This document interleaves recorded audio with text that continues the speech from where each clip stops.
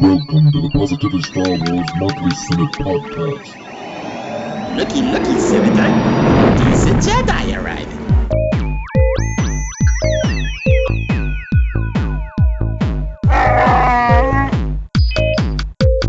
I will sign no treaty, Senator.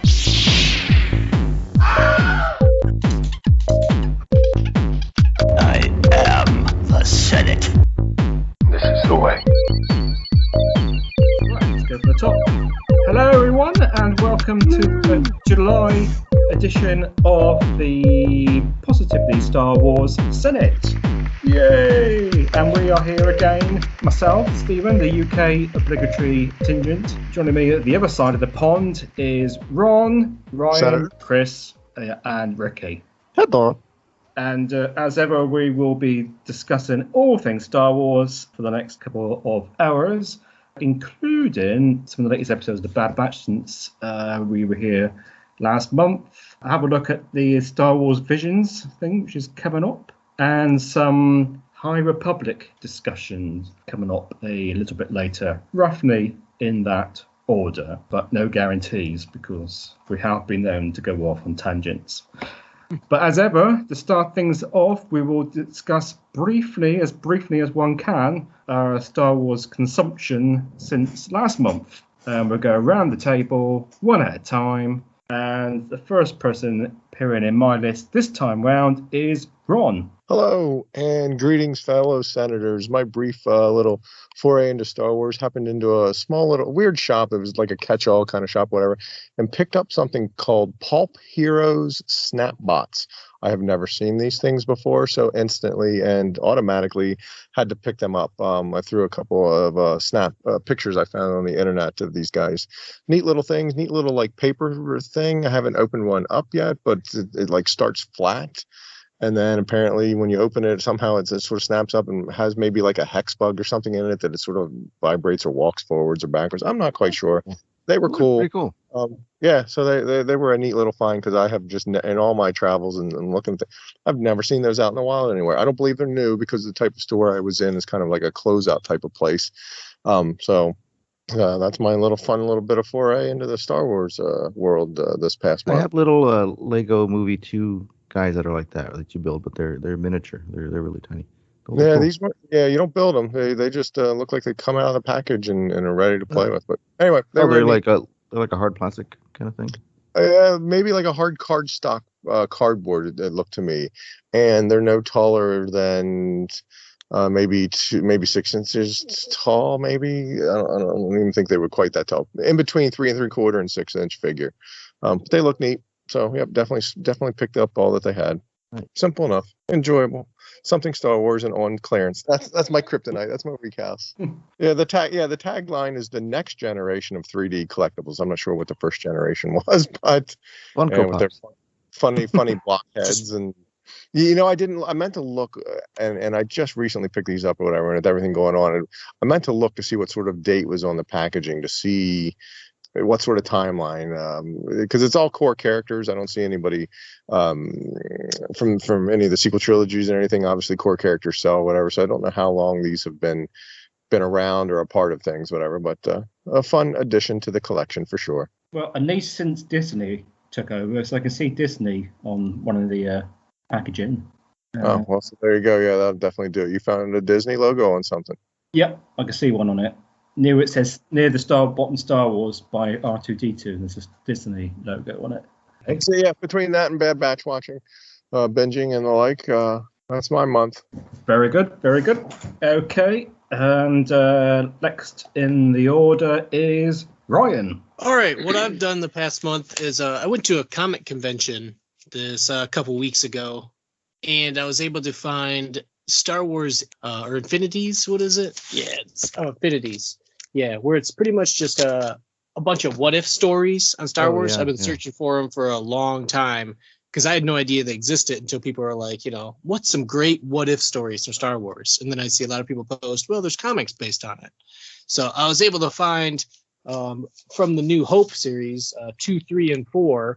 Trying to find issue 1 was a little bit more difficult, so I snapped and I just bought the entire trade paperback for like $2. I found it on an online thrift store. So now I read all that, and that's pretty interesting to see the kind of George's original ideas where Luke isn't a girl in this. They didn't go that far, but the suits are all different. You know, Lacan has like a big beard, and you know how the droids looked all smooth and futuristic, and Chewbacca looks like a horrible sea monster instead. But yeah, it's interesting to read all these what if stories based on that. Is that the one where they brought Darth Maul back initially, right? Where you had the spider I leg? don't know. This issue only takes place around New Hope. Oh, okay. So it's kind of that alternate story, and I believe Leia. Oh yeah, now I remember. I'm starting to come back to me, but Leia ended up joining Vader, and instead of Luke running off of Dagobah, he decided to stay and listen to Yoda and train. So it's almost like Empire didn't happen, and so he stayed on Dagobah for 5 years and trained, and then he goes and fights and they team up and they get Vader. Something like that kind of merges together. But it wasn't extremely memorable. Yeah, I know Leia goes to the dark side very strangely. She's just like, okay, yeah, sure. Okay. And I'm like, that's weird. But yeah, I think I love what if stories in every direction. Stories and what his contents was to just to sell some comic books and use the Star Wars name and characters we love and just go wild off on tangents of things like that. Nothing that it was just great comic book fodder, but yeah, nothing from a story standpoint like you were talking with Ricky with Maul and the spider legs. It kind of was trying to explain things. They were just truly what ifs, like almost those you pick your own adventure type of things and say, well, let's see if I picked this adventure where Leia does choose the dark side and what happens kind of thing. Yeah, so I'll definitely keep my eyes out for. I know there's a Empire version also, but I'll definitely keep my eyes out for more of those because those are fun. It would be a fun way to take those on because all the stories are captured in that one book. The trade that I only found was for the New Hope, so I'll just have to look up for the other ones. Yeah. But I did get like the art of, so that was one of the comics that I picked up. But yeah, it's good stuff. Like I said, I'm a big fan of what if stories because they're all self-contained. So I think those are great. Other than that, it's been continuing the High Republic, and I started the Rising Storm, and I have completely wrecked through that book, and I am maybe 50 pages from the end right now. So, and that's where I've been with just pushing as hard as I could to try to squeeze some other books in. Rising Storm came, and I've been able to just keep up on it. And, as long as I just throw my phone across the room so it's not a distraction, I'll sit there and read for a while. So it's been working. The book is a good book very well. That you've burned that quickly because it's a good story, or you're a fast reader, or it's engaged you and kept you. I am far from a fast reader. All right, so it's been a good story. Especially, cool. I'll read it before bed, and then I'll forget where I'm at. The book will close, lose my page. I'll try to read it at lunch at work, or like on the weekend if I'm not doing anything. If the wife's at work, I'll read it for like an hour. But I gotta say, I like. Not talking about it at all, but I can't remember the author of Flight of the Jedi, but I liked his style of writing better. But Gavin Scott, he's still good. He's wrote a lot of Star Wars books. It's taken me a little bit longer to read it because I know it's going to be so long before we cover it that I went backwards through the entire book and wrote notes on every single chapter. So I had to catch up in like 30 chapters where I just flip through and look for bullet points to cover on things because I'll be so far done with the book, and next I'm going to move on to, from a certain point of view, Empire Strikes Back, which are like some of my favorite books. Yeah, cool. That's it. Right. Okay. All right. We will move along, as the Stormtroopers said in New Hope. Moving on. And next is Chris. Hey there. So I think that the last time I had mentioned that a buddy of mine and I have been sort of book clubbing 3 different trilogies, so to speak, or 3 different Star Wars series, and we're hopscotching between them. And I think last time I had just finished Light of the Jedi. And in the last month, I did the second of the 3 Alphabet Squadron books on audio, which is Shadowfall. And I really have to admit, I just did not care for it. I didn't like it. Had a lot of problems with it. I'm having a hard time pointing at like exactly what the problem was. I don't know if it was the writing style or the reader's style, but I just felt like I was not engaged as much as most of the other Star Wars books. And I keep hearing that the third book is a big payoff, so I'm doing it just to sort of see what happens by the third book. But the second book seemed like a disappointment to me. But I did just start Into the Dark, and I feel like it's been like a palate cleanser already. I'm only about an hour in, but I mean, I've loved everything that Claudia Gray has written for Star Wars so far, and it just feels so refreshing to return to her style and her abilities to convey characters and things like that. So I know that I'm behind where you guys want to be in terms of discussion, so I'm still going to do Into the Dark before Rising Storm, because I guess in theory that's the order, even though Into the Dark isn't part of the direct mainline High Republic series. But yeah, that's what I'm doing. And then after that, after Into the Dark, I'll hopscotch back to the third of the Thrawn books when it's available. I think it's coming soon, right? September? I can't remember. I have no idea. Yeah, but there is something coming in, isn't there? Yeah. Yeah. Right. That's all part of his plan, of course. Yes. Right, exactly. So, and then aside from the audiobook, there's Bad Batch I've been following, which we'll talk about, I know. And then I have made more really good progress on that project that I mentioned last time, which is creating some narration out of Alec Guinness's voice. That's been really, really fun. And I've made some really great headway with that. So I'm excited about that. We could have an exclusive 1 month. Exclusive for all our listeners. All. That's right. That's right. Okay, right. Ricky, you're one. Hello. Let me see what happened since last month. Oh, I finally got through Ewok season 2, which was delightful. You deserve a medal. Yes. It was. Even my daughter was like done with it. I know the first season was great. Second season, not so much. But yeah, so we moved on. That we did try to watch Droids. We watched like the first episode, and we weren't having it. So we'll probably visit that later. And so we did start watching Return of the Jedi, which is next in our marathon. And then between that and I did finish Into the Dark finally, and then I did pick up Rising Storm, and then I'm like 5 chapters. I think I'm on chapter 5 or 6 right now. And then probably going to try to pick up Race to Crash Point Tower today. So my daughter wants to read that one, so she said she wants to read it so she can tell me what happens in it. But yeah, I mean, it's been pretty. Oh, and I beat Jedi Fallen Order finally, so I've been finishing some stuff up this past month. So yeah, that's pretty much been it. I haven't really got any. I don't believe I picked up any collectibles besides I got a couple of those little miniature lightsabers with those little tiny figures in them. Have you guys seen those? They usually have them like at GameStop or something like that. Yeah. They're these little like 1/2 inch little plastic figures, and it's a little fake lightsaber that you can just hang up somewhere and collect. So I have tons of those. But yeah, they come out like I think or whatever squishies.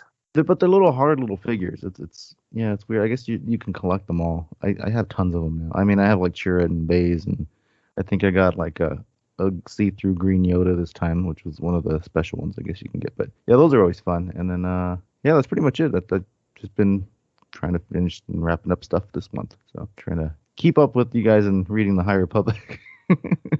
Oh, I didn't pick up any more comic books, but I did go back and read a couple of the issues that I hadn't yet, which I'm kind of glad I waited till after reading Into the Dark because it had spoilers for the book in there. So, but yeah, that's pretty much been it.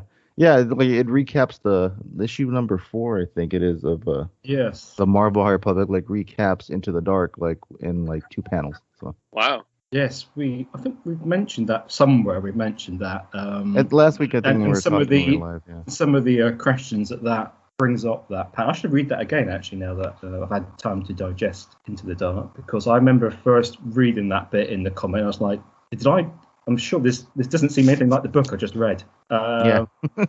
So I need to read it again and see exactly. Definitely like a certain point of view thing going on there with that. Well, they were telling a slightly different. They were telling a slightly story probably from a different point of view, perhaps. Yeah, I'll need to look at it again and to remind myself exactly what it said. Okay, righto. Well, as ever, I go last, and I'm always the quickest one on this one because I'm not a collector as per se, but I did buy the Audible of The Rising Storm, and I made a very quick start to it in the first couple of days, and then I lost my mojo and didn't read it for several days afterwards, so I lagged a little bit, but I think I'm around about chapter 12 at the moment. And bizarrely, because Ryan had said this after he'd already done it, I had started making notes when I was reading it.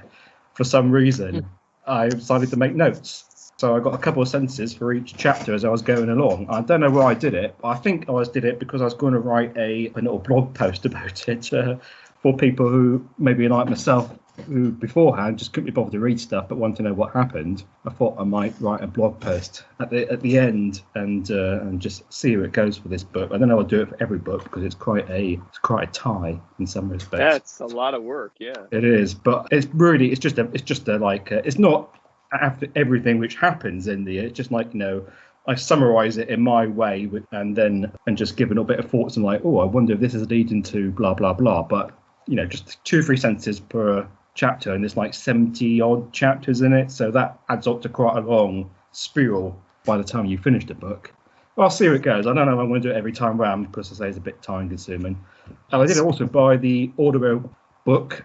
What's it called? Race to Crash Point Tower. Crash Point Tower, yeah. I bought that because bizarrely, as soon as it came out in the UK, they had it for half price in Audible in the UK. So I thought, I'm going to get this now. So I bought that. Obviously, I haven't listened to it yet. And as we know, there's another one coming out in about 2 or 3 weeks. So that would be Out of the Shadows. something like that, yeah.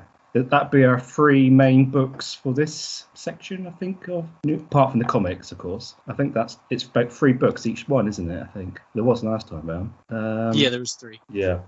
So Light, Into the Dark, and the other one. Yeah, Test of Courage. Yeah, Test of Courage. That's it. Yeah.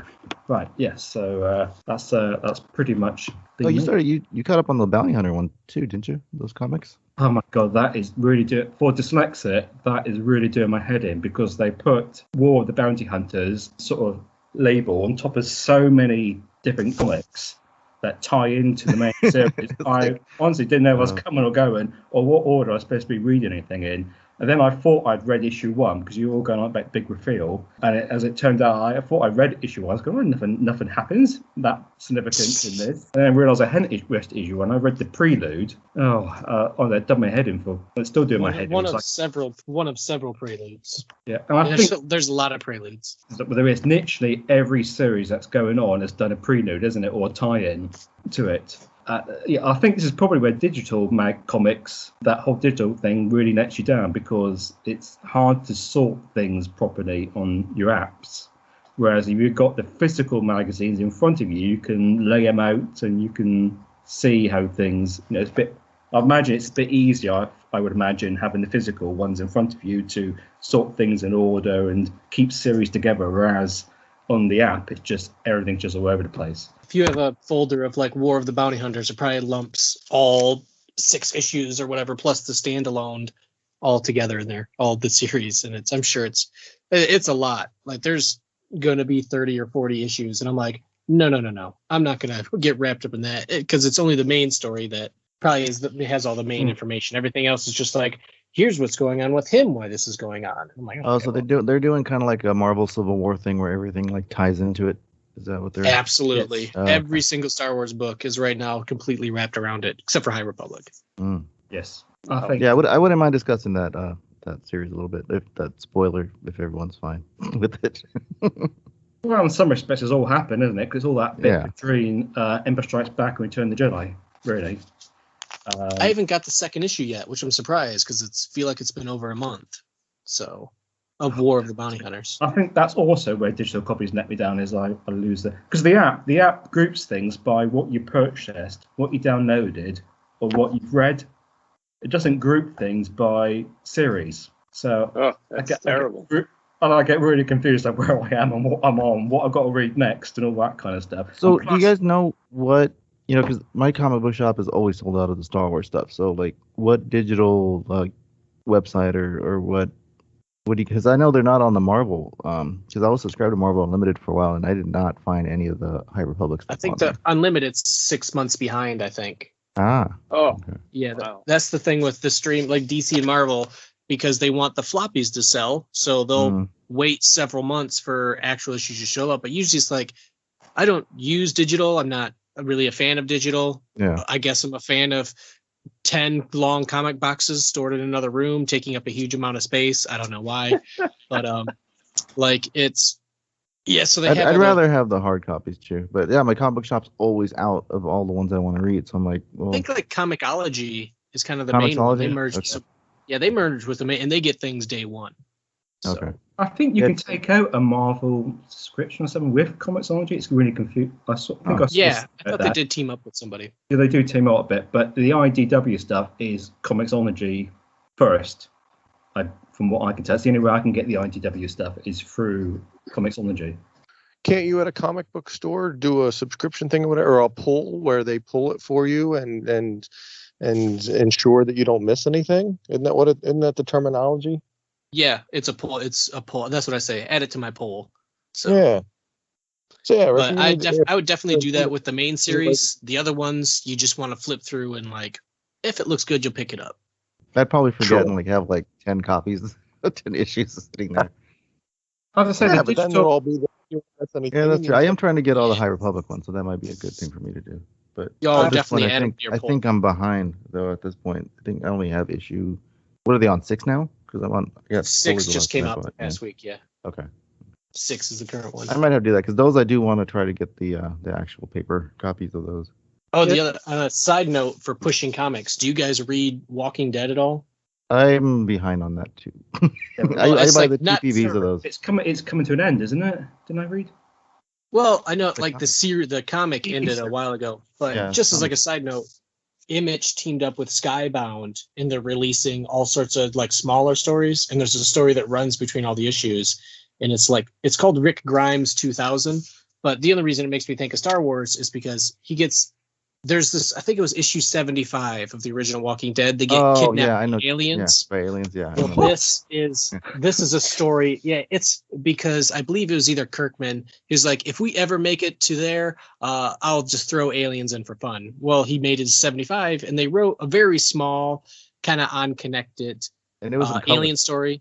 Yeah. Well, now this celebrating 10 years of Skybound, they're having a story of Rick Grimes versus aliens. And the reason I bring it up now is because his main weapon is a lightsaber.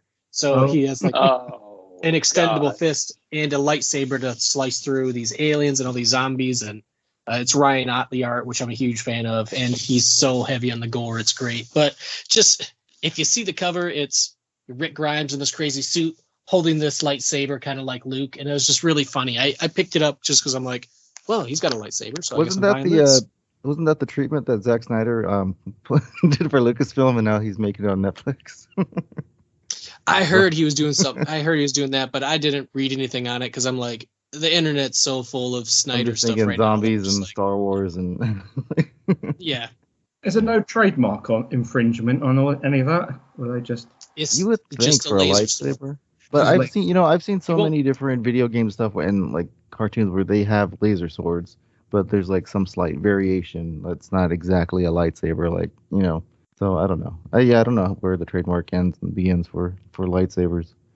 They do pop up in Probably the things. biggest thing is going to be sound design. That none of those things are going to have. Yeah. They infringe upon sound design, and that's where they get in trouble. But the look and feel of some sort, the swords have been around forever. So a laser sword, a flaming sword, and How to Train Your Dragon, any of those things, all of that's the look of it's going to be, like you say, tweaked here and there. But nobody's going to have that sound and not be infringing upon something. Yeah, they don't want that battle.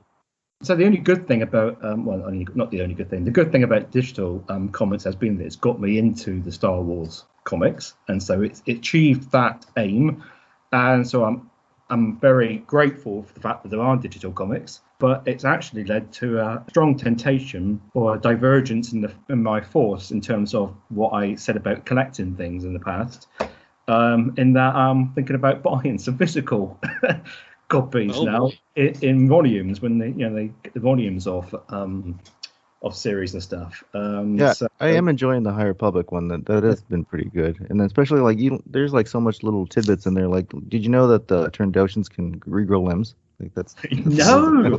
Yeah. What? It's not, no. That's mentioned in Light of the Jedi. Yeah. Yeah, it's mentioned everywhere like a million times in High Republic. Just a few times. You might see it in future books that you're reading. I'll just say that now. You might Oh, hear about it again. So That and chain codes, like those two things. Chain codes. Right? It's always code. like, it reminds me, it's like when you watch anything and they have that Chain recap codes. start. Yeah, we have that recap at the start previously on blah, blah, blah. And they recap all these random things. Think, why are they recapping all these things? Purely because they're going to bring it back up in the episode. Yeah. So you know why they're recapping it. It's like, stop with the recap. You just spoiled the whole episode.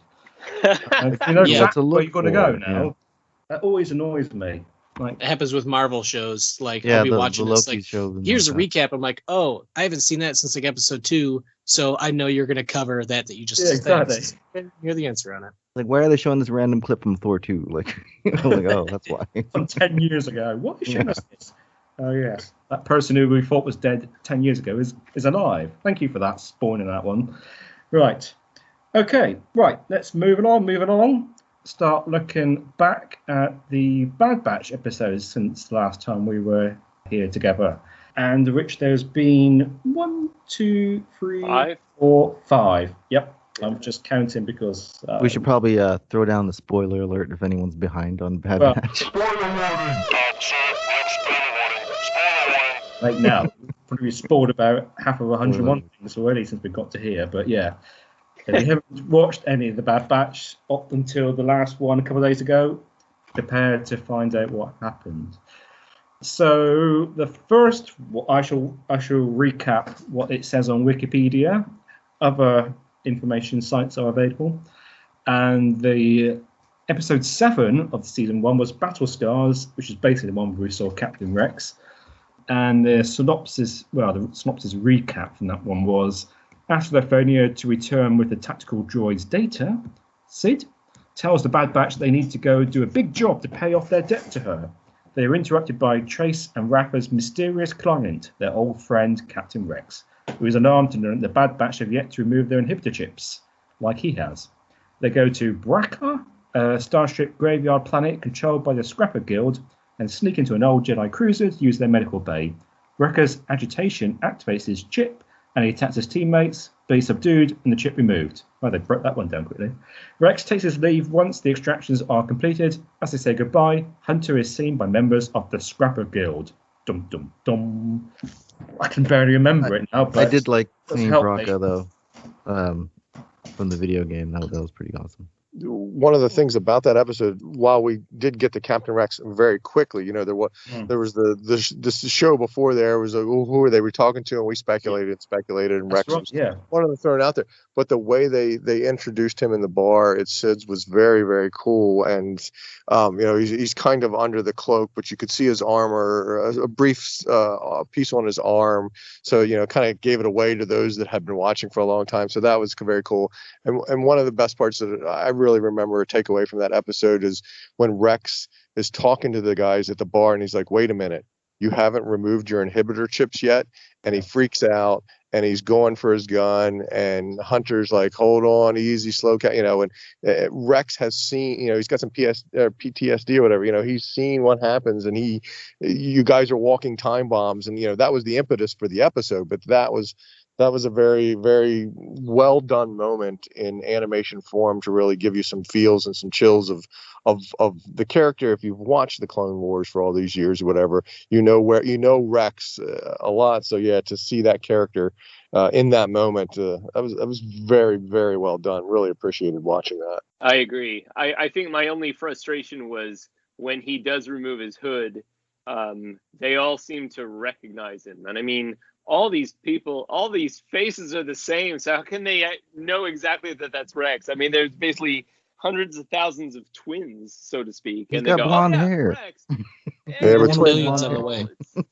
I like it, but yeah, twins recognize twins or whatever. But yeah, he still had his armor on. But you're right. Somebody else could be wearing his armor or painted blue, Yeah. the same paint scheme, if you would, so to speak. That'd be interesting. They Story. scanned to it. Yeah.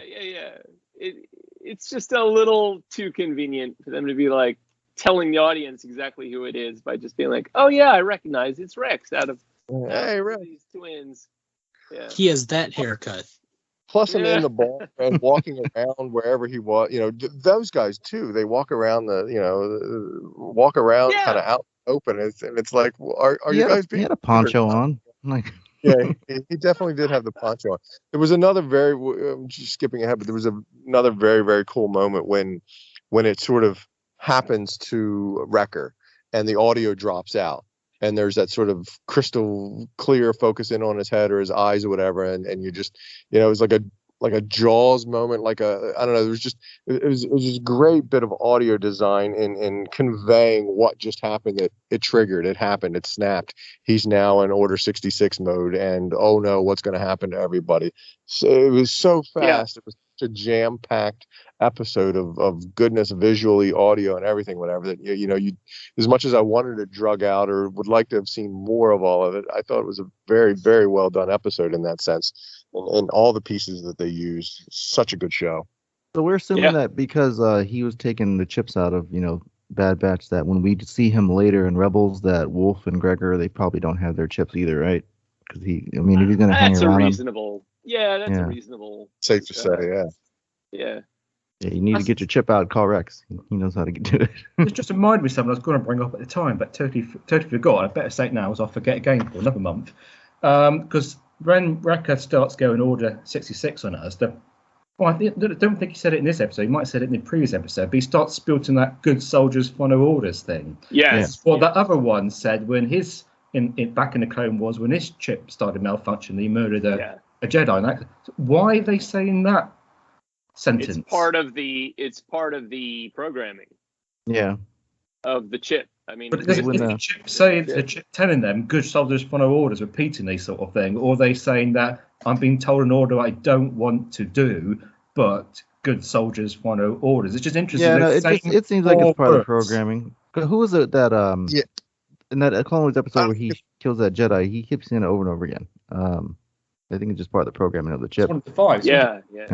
I don't think it's part of the programming of the chip. I think it's part of the programming of becoming a clone. Good soldiers follow orders. Yeah, that's their primary mandate. 66, 17, whatever. Good soldiers follow orders. So when they get this crazy order that goes against what they know, because they've been following these Jedi Masters around all this time or whatever, they're then in their head, not necessarily because of Order 66, but it's oh wait, I don't want to do this, but good soldiers follows orders. The problem with good soldiers follows orders is Bad Batch wasn't good soldiers. We've talked about this before, whatever, where Crosshair's like all of a sudden now following orders. It's like, wait a minute, we've been a Bad Batch and going out and done our own thing and done whatever to get the job done, and now all of a sudden he's order following mindset is elevated as well. So it's a bit of a catch-22, or a bit of it's convenient when it needs to be for the story. Well, it did start happening to him like after he bumped his head a few times though. Yes. So that might have they were definitely foreshadowing. That was very well done, and you could see it coming, kind of thing. But it happened very quickly. But yeah, you just kind of knew where that was coming, and to get he was concussed. Get them all, get them there. But it'd be an interesting story thing moving forward, that now that they know this, and this gets to a couple later episodes where they started stunning brothers in arms or whatever, that could that be a potential story of you stun a bunch of them, remove their chips, and now you have an army to help fight against them? Could that be why the Empire gets away from clones, because of their chip could be reprogrammed or removed and no longer controlled, and now you have an army full of people? We definitely have some interesting times ahead as to how we get from clones to stormtroopers, for sure. Well, that's interesting. Yeah. So that would be a strong reason for, well, apart from the fact that they cost a lot and they want to use the money for the Death Star and all that kind of stuff, but that would be another reason why not to keep with the clones, is that somebody discovered how to reprogram them, probably not take the chips out, because that'd take a long time, but maybe send a new command perhaps to them, to the chip. Yeah, and that's just too much of a liability, so they do, I don't know, maybe there's a self-destruct in that chip as well. I think Palpatine's just, like you said, scared of having something he created turned against him. So, which he can capture humans and again, humans kind of leave, but they won't his human force of stormtroopers, they won't all gather together to go against Palpatine. Same with droids, or I should say, yeah, same. They won't all gather. There'll be small bands like there was in Rise of Skywalker who turn against. But when the clones turned, they all turned at once. Same with robots. If someone can get, the code for the robots, the machines, they will all turn at once. So I don't know if it's really, they might be saying costs, but I think it's really just my personal thing. I mean, He just doesn't want his weapon used against him. He had to, but he's such an end gamer. He's so, he has everything. He's so many steps ahead of everybody and has things off. He didn't have an end plan for, after the clone, the Order 66. So there can't be, there has to be more to it than cost. And Palpatine had to have some sort of, this can't be news to him. This can't be a surprise to him. That kind of diminishes him a little bit in terms of what you had everything else planned down and otherwise, go your way or work out the way you want to. But you kind of forgot about this. Oh crap! Now the clones could be turned against me. Thing. It just they did what they needed to do, and then he's like, okay, now I'm ready to, move away from that. It's kind of a liability too. Because you have like Rex that has it exposed now, and the Kaminoans who. He's kind of making angry. Who's to say one of them's not going to try to blow the lid on it? And it's like, hey, Palpatine had these chips in these clones the whole time, waiting for it, to turn against the Jedi. Where it is, Ricky, that's a very cool thought that, he was never expecting it to be exposed. Now that it's exposed and now that people know how to take him out, that if he learns of Captain Rex and learns of clones that have taken him out, then he's like, oh crap, this is a liability. We have got to wipe these clones out because they could either be A, reprogrammed or B, removed, and I will have a whole bunch of clones that will follow orders or otherwise get it and could be a quick organized army. Because if you could stun the heck out of them, remove the chips and explain what's going on, you have them on the rebel side. So he's got to wipe them out because they're not on the rebel side as we and move to cover forward. up his dirty deeds. He's got to keep he himself could be out exposed, right? Yeah, he could be exposed. He wasn't. He did. Or a loose end. Miss the aspect of it being noticed, and that would explain why he'd need to wipe out the Kaminoans to keep it quiet. And then he doesn't want more clones. Which they're not going to tell the Kaminoans that, that they want to tie up these loose ends, and that's why they're getting rid of the clones. So, that whole Tarkin talking about the budget might be just a little ruse. That's there. how Tarkin sees it. Yeah. Or just how Tarkin sees it. It's like, Tarkin, you got other problems. Focus on the Death Star creation. It's a budgetary thing. But Master Schemer Palpatine is like, yeah, I just don't want them used against me. And I think Decommissioned, the previous episode, kind of blew, kind of opened that whole door for me, because it was like, because I always ask, I'm like, why would you get rid of something so simple as robots and not have to worry about training and feeding and all this? And then it makes sense, because it's like, oh, because people are learning how to override them and they can turn an army against them. But when it comes to humans, you can't turn every human against him immediately. He has so much misinformation and have them relatively all brainwashed from a young age that, you may lose battalions here and there, but as a whole, the humans will not turn against him. But robots, you can flip a switch, and clones, you can say, whatever order you want to reprogram, and then they're against him. So he's still all about himself. And we still don't know what happens to. Well, we still know what happens to all these clones at the end of their, shall we say, usefulness, because there's certainly not there's going to be tens, hundreds of thousands of clones at the end of the Clone War lurking about, and they don't all go off to be retired, because otherwise that would be a big, well, I don't want to say a plot hole, but that'd be a bit of a something to what's going on doing the original trilogy. All these they're in a Shady Acres retirement home. Me watching Clone Wars, it certainly seems like they burn through clones like a dime a dozen. So I can see that army diminishing pretty quickly, and that whole million on the way, then they're just like, nah, never mind, we don't want them, type of thing, where they get diminished. There is a point. Like, we lost 10, and they're like, oh, well. There is a point during the series where they kind of remark that we're running low on clones, and we don't really have that much of the Jango Fett DNA anymore. So they were having like supply issues, during the war, because they were going through them so much. So that's a story for another time. Yeah. A couple episodes. You'll get there.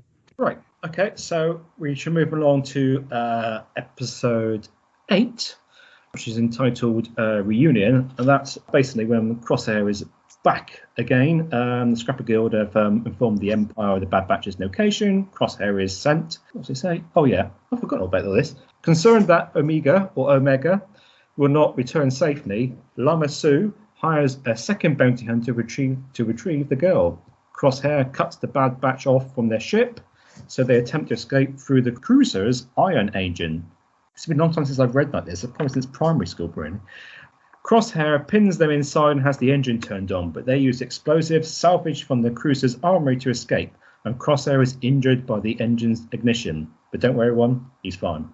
Hunter and Omega are confronted by bounty hunter Cad Bane, who shoots Hunter in the chest. Don't worry, everybody, he's fine. And kidnaps Omega.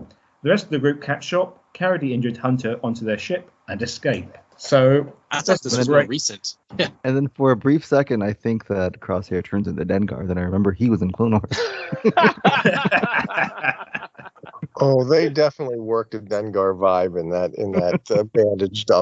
bandaged up session or whatever. The interesting reveal of Cad Bane was a nice little well kept secret and all that. It's great. I do wonder with the Empire being there, the Scrapper Guild being there. And granted, move along the story and all that, but and he's good, I get it, he's good, but how did Cad Bane manage to get on planet and get off planet sneakily without anybody noticing him, kind of thing, or whatever? That was a nice, convenient part of the story, but it was fun to have him introduced as well. And you know, at the end of that, to have Omega in peril and Hunter shot. Made for some fun. You know, I'm so glad it's an episodic drop and not a dumpage of the entire series, so that you have to deal with it for a week. You have to live with that bit of a suspense. That's good old fashioned TV watching, and it's Star Wars. That was fun. Really I know enjoyed it. I think we went over I don't know, Stephen, we were talking about, but the scene where, you know, they're doing the old saloon duel, you know, with Cad Bane and Hunter.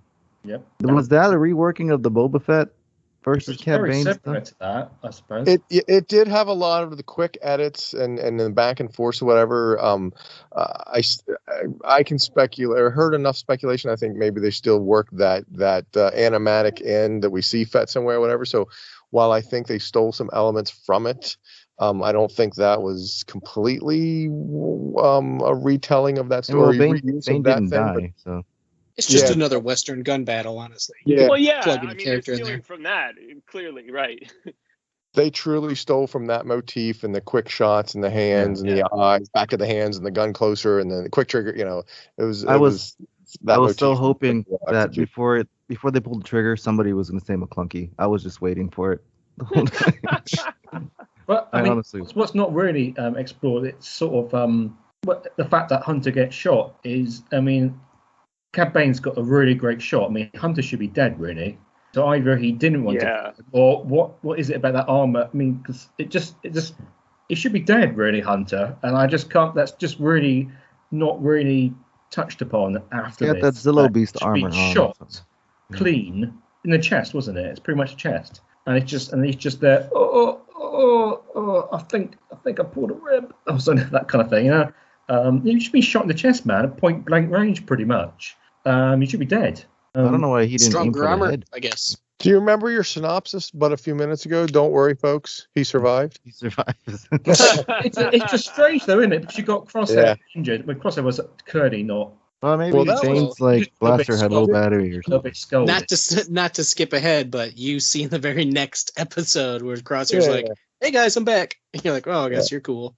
Yeah, Crosshair was injured though because they did that very cool trick of whatever they did. The engine was about to fire or whatever, and they blew the ring. They blew the nozzle off to sort of escape or to buy him some time. I can't remember now specific. I just remember that being that was another visual takeaway that was gorgeous and a great solution to the problem. You know, it was a neat way for them to escape or whatever to blow that nozzle and be able to do what they needed to.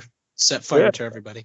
That was clever. I mean, I loved that. I mean, there were so many flashbacks to, The Force Awakens and Rise of Skywalker inside, derelict ships and that kind of stuff, and the noises and the visuals and the sounds and stuff. It's just pretty gorgeous, as most of Bad Batch has been so far. Absolutely gorgeous. Yeah.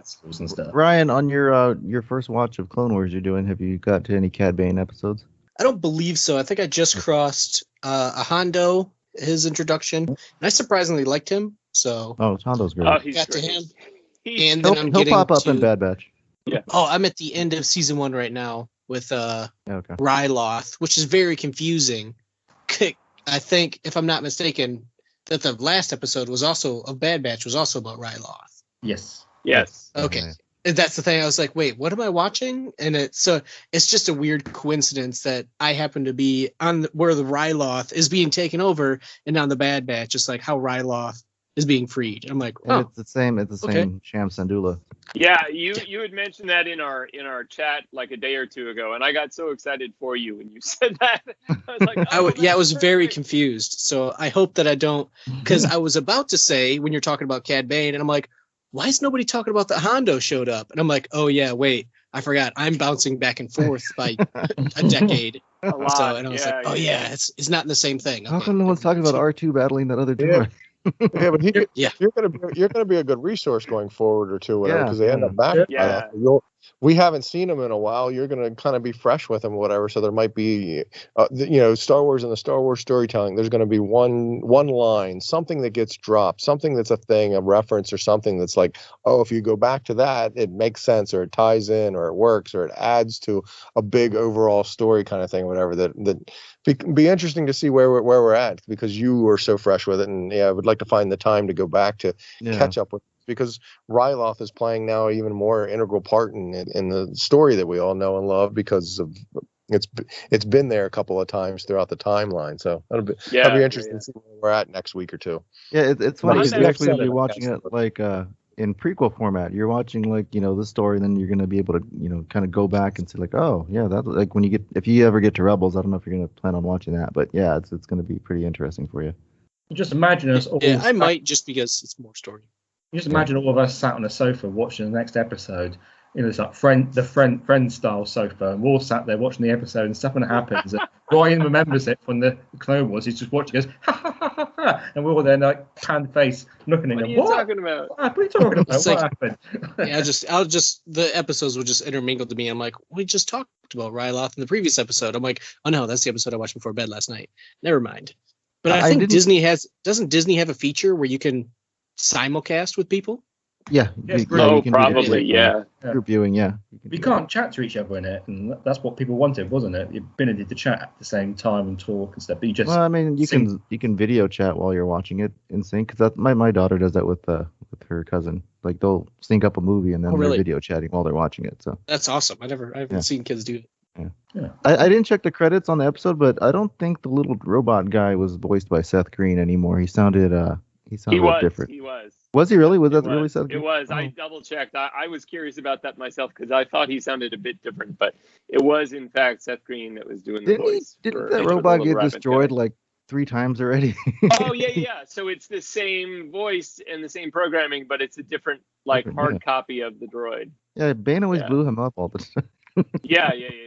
He keeps dying. He's like Yeah. the reincarnated rabbit droid, whatever. No, that's cool that they actually did. Seth Kenny. Green. Kenny. Yeah. Who's I love Kenny? that. Oh my god, they killed whatever that droid's name Oh. is. I don't know. Toto. Yeah. Yeah, I can't believe that Seth would give that gig up. He's a Star Wars fan. Yeah. I can't imagine that Right. he would like the opportunity to voice that thing over and over again. But yeah, I think the droid's name is Toto. Yeah, Totally. totally. Yes. Do yeah. Toto. Okay, well, we'll skip along as we'll be here all day. The episode after that was episode 9, Bounty Lost. While chasing after Bane, the Bad Batch learn from Tech that Omega is an unmodified replication of Jango Fett, making her the only available source for fresh cloning material. En route to the old Kaminoan cloning vicinity on Bora Bio for her delivery, Omega tricks Bane's droid aide Todo into releasing her and is able to signal the Bad Batch. Lama Su sends Tuan Wee to retrieve Omega and orders Conway. Tom Wee On. and orders Nana C to eliminate the girl after extracting genetic samples from her. Concerned for Omega's safety, Nana C sends Fennec to rescue Omega. Shan kills Tuan Wee and deals Bane, allowing Omega to escape and be retrieved by the Bad Batch. Really enjoyed this episode, especially Topa Yeah. was absolutely a hoot in this one. Just Finally, brings us some back meat to- and potatoes story. It was good. It was a very visual story, but yeah, no, the meat and potatoes to the story, because Omega being the Jango Fett clone, Yeah. being this prime copy that they were trying to redo. And I kind of remember at the time there were some timeline issues there because people were speculating her, Boba Fett, and the like, or whatever. The Kaminoans don't know that, when did they steal DNA from Jango? Because they don't know that he tells Boba, grab your stuff. We're leaving is going to be the last time they see him. So they can't, at that point in time when Boba Fett's like 11 or 12 or whatever, say, wait, before you leave, let us get one more sample of DNA because you're not coming back. So they don't know he's not coming back. So they would have created her, if you will, so to speak, maybe coincidentally right around that time. Sure. But Boba Fett has to be older than, or did they do them both at the same time and kept Omega from Jango and Boba? That doesn't really seem to compute. Yeah, there's some timeline concerns for me with where she's at, and as people want to try to interject. But Boba was older, right? He was only 10 or 11 at that point in time, and that's the last opportunity they had to get some Jango Fett DNA, because he tells Boba, grab your stuff. We're leaving, and then he never comes back because Mace goes all medieval on him. So when he's running how around old- with Aura Singh and stuff, he's like 12, maybe? Hey, how Sounds old is about Omega? right. Yeah. Well, right. Is Where's Omega Omega? 13 Yeah, or when- 15? Yeah, how old is Omega? Omega. Oh, I If don't she's 14, she fits the perfect age. I mean, Yeah. it's But really wait- not enough. So Perfect age for what? When was she created? The same time Fat Boba was? she or could you be, couple- yeah. You couple just have to assume that she's 13. If she's 10, then yeah, it Didn't was they later. But if capture she's Boba? So in this Clone is Wars? why I asked this question, because people were speculating that Boba Fett might show up in this thing, but Mhm. if he does, he would be the same age as Omega. The only way he could be older than her is Omega had to be created closer to the time we see Boba Fett in Attack of the Clone. Like when, let's say, Boba's 10, so that he has the opportunity to be a little bit older than her. Versus See, and the I put Omega around like 9 or 10. Like she seems like because if she's he's that. the same age as her, she's a kid, and we see Kid Boba Fett in Clone Wars. So they weren't created. I don't know. I don't know where they are, but there's something there that needs hashed out. Yeah, I mean, it's like they either waited a year to see if, to say it's the name was just astonishing. Like it blew me away on my couch to sit there and be like, oh yeah, Omega. The first one made was Alpha, now called Boba. I was like, I paused it and it was like hands on the head, like what? Like Right. what? Brilliant, like Class just Alpha. That brilliant. was a beautiful look, and that's one of those great Star Wars storytelling throwaway lines. It's a simple little thing, but to hear it and oh wow, that connects some dots and makes a lot of sense. Yeah, you're like, oh, Yeah. it's Omega and Alpha. You're just like, oh, yeah, they could be, but back to the age thing, they could be, but it could have been like they could have had Alpha and then waited a couple years, make okay, let's make another one and see what happens. And this could have easily happened before episode 2, because I mean, it's the gap between 2 and 3 is only 3 years. So I mean, there's not that big of a time jump where he escapes and then the Bad Batch starts at the end of episode 3. See, but I was You were only confused, talking like, 3-some years. why did the Kaminoans want her back? Like, are they planning on making more clones? Like, I don't. Yeah, you know? that's the other thing. Who cares? I mean, honestly, it's like, what makes Django so special? It's like where I'm just like, okay, it's Jango Fett. There's lots of crazy murderous people in the galaxy, and you want Well, Django that's- so bad. That gets into the problem of, Lucas even creating the clone army around a bounty hunter. I mean, that kind of just doesn't make sense in the first place. It's just Well, that one of was those like, conceits of episode 2 in the first That place. was Boba Fett fan service right there. That's It totally Oh, was. I thought it was like pretty weak as an Like, idea. like you guys like Boba Fett. We'll make everyone Boba Fett. That's right. That's right. Yeah. And I mean, even Yeah. worse than that, like if you were creating a clone army, you wouldn't have all of the clones based on a single person. You would have maybe one devoted to infantry and another devoted to strategy and another. I mean, there would have been maybe like 5 different clone sources for the clone army based on different strengths that they would want within an army rather than one person. I mean, like at this point, doesn't Cad Bane seem more effective as a bounty hunter than Jango Fett was? Absolutely. They didn't like his blue skin. That Yeah, sounds it's very just kind of a complicated. weakness of the storytelling that is compounded and cascaded through the Clone Wars now. I mean, even the clone armor looks like Mandalorian armor too. You know, so it's Yes. it's Yeah. that's kind of It's a conceit. Right. Yeah. Right. And I feel like I have to point out, I think it was Ricky that suggested it, because we're like, okay, who can Omega be as an adult? And I feel like it was Ricky who made the guess. And again, it's one of those where I put my hands on my head and I'm just like, that's the best guess I've heard Yeah. forever. If she's the armorer, that'd be so Yeah, awesome. if she's the armor for Mandalorian. Yeah. And it was That's like, awesome. I kicked the sky with amazement. Like it was just, and it's like now the problem is, and this is why I don't like to theorize, because it's better than anything else I can imagine. Because everyone's like, I wonder what they look like. I've heard other people say, well, maybe it's Phasma, and it's like, no, she has an entire backstory. She has her own planet already. Yeah, but again, it's They read may the never books, show the the armorer comics. again on the show, though. Find every blonde Right. person. I feel like we'll see the armor before we see Grogu. Honestly, I mean that's Well, just my thought. The armor, the problem I have with the armor, when we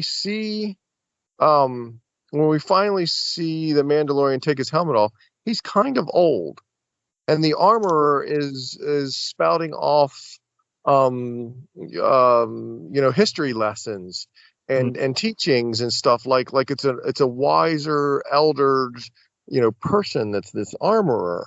Well, if the Mandalorian's pretty old, 40 or whatever, the armorer has to be 10. She can be 50 and hit the older. age. But then she went around kicking butt. So that's where that show gets a pass sometimes So for me. Wait, So you well, think look that at, old what- people can't kick butt? What? Look Come what Boba on, did. Yoda, Just- Dooku, come on. Hogan. Yoda, old people can kick butt. And wait, since when was 40 old, by the way? Yeah, Come I on. just turned 38, sir. Good sir. Yes. So I'll take that offensive now. I'm about to turn 49, so. Easy, Wow. fellas. I'm original trilogy generation, so I'll have you all. Me too. But I just remember when that happened in The Mandalorian. I'm like, wait, I kind of took hers to be this old, wiser sage, and then his helmet comes off, and so. Well, look at she Empty's can't be- Nest on Solo, though. You never expected to be a kid, like. She with can't all be the- 20 years. She can't be 20. Yeah, but she was spouting off history and stuff, and knew how to create. Knew how to make the melt the. She comes across as a character that is, the old wise sage or whatever. So that's all I'm trying to point out from a timed So aspect do you of think the And Mandalorian Star is Wars, we like love younger than a Boba Fett? young character and try to tie it to some other character we know, and she could just very well be her own character somewhere Oh, yeah. in the Yeah, that's getting into the trap of the sequel trilogy where it's like Rey has to be related to everybody, and now it's like Yeah, the armorer has to be related to Yeah. Boba, and it's like It's I just don't a want to fun get caught little- up in it, but it was just like it's amazing, it's so good an idea. It's So, for my what if it's book either- that I'm writing. Yeah, wrote a whole book on it now. But yeah, I definitely that was a big episode for as far as we got. Did anybody even guess that might have been Omega's backstory? I heard the internet be like, it's Palpatine, Yeah, I which mean- I despise that one because, and again, they're telling me what's canon. They're telling me, well, they can't really make clones. That's why Snoke, is a clone and Palpatine works through him. I'm like, okay, if you want to establish that as canon, that's now in my memory bank. So don't go and make a show disputing canon that Palpatine actually has a great clone in Omega. And it's like, no. So it can't be anything related to Force powers. I Kind of I a think clone. people were like right off the bat assuming that it was a Jango clone just because the similarities, the way she looks, and the Kamino Really? and all that stuff. Yeah, it was I heard Like, that like White when girl first with episode- blonde hair. I don't know. I was just like, what? So Rex has blonde hair. again, I didn't see it, so I just didn't know if anybody else heard it around. But I was stunned because that's not one of the things that I heard. Well, I think it's one of the things. It was one of the things being battered around, but I think if Okay. it's bit ironic where things are going for Palpatine, and that you've got all these clones in now, and they're all going to be phased out and retired, and then further down the line he's Yeah. trying to clone things. You think, well, if only I didn't annihilate the Kamonians, which is bound to happen, Kamonians. Yeah, I'd Yeah. love to see it. He's like, oh, I really screwed up. Yeah, I could have had it by now. Don't make any more clones, but I need a clone. Oh, dang. Yeah, exactly. Okay, we're moving on. I always get to Dexter Jettster's line that Kaminoans, they're cloners, damn good ones too. That there's others out there. The Kaminoans are just. Or you can go to Jeff around the corner. Jeff the cloner. Jeff the cloner. And it's like not to. I know we don't want to stick too long with episodes, but I feel like 9 when there was a lot to it. What about? And again, I don't know a lot about Bane. I'm just now learning about him.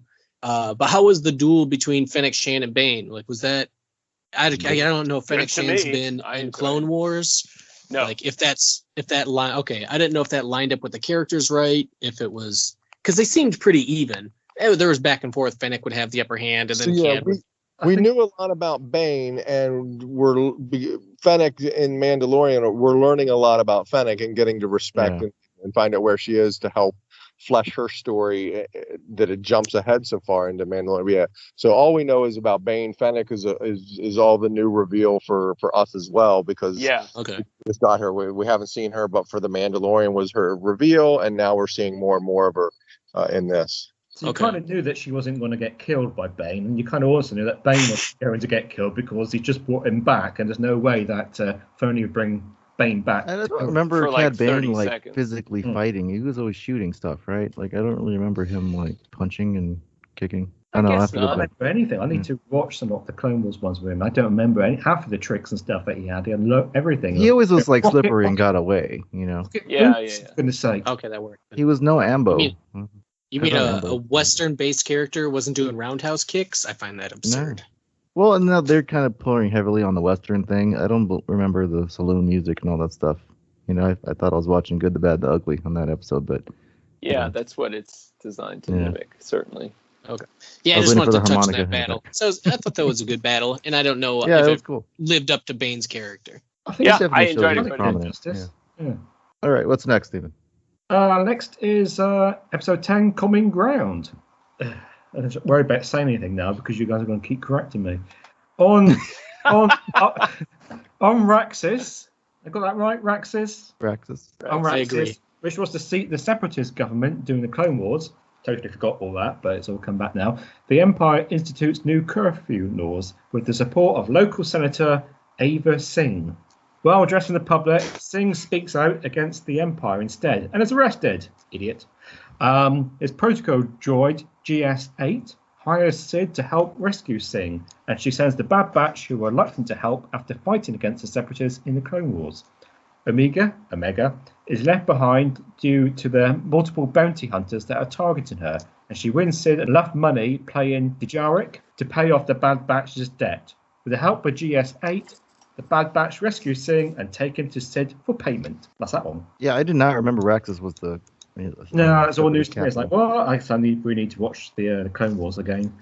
Because they did have their own Senate chamber and all that stuff. Well, I did a bit of Googling about it. I think it only gets mentioned. They only go there once in the whole of the Clone Wars or something like that. So we are sort of semi-forgetting. Well, wasn't there that where the separatist senator woman that was reaching across the aisle, so to speak, at Padme, that she died? That she was killed off.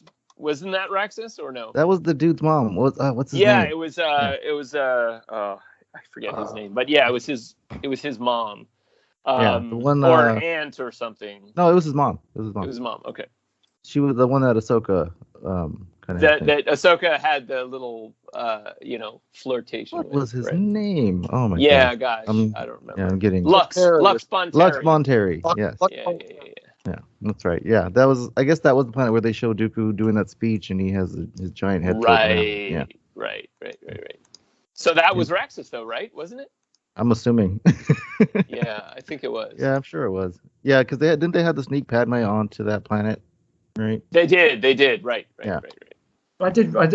Yes, I want to do a Google. I did read and just say it didn't really get a lot of coverage in the Clone Wars, and I don't know. We see that they're the Separatist Senate once, maybe, or it's right. That was that once or something like that. Right.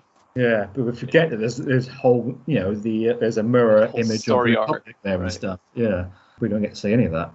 Yeah, I think this is quite an interesting episode in many ways. I'm trying to remember it now, but I think that he was given that speech at the start from that platform, or he didn't want to give the speech. And he starts giving a speech, and they were supportive of him until he sort of changed his tune. And it was all sort of like, that's what the strange thing was. He didn't want to give this speech because he was worried about where it would go. And then they were sort of, they were still quite supportive of him, even when they started. Well, I'm thinking about the episode after that one, but it wasn't a lot of, it was bizarre, I thought.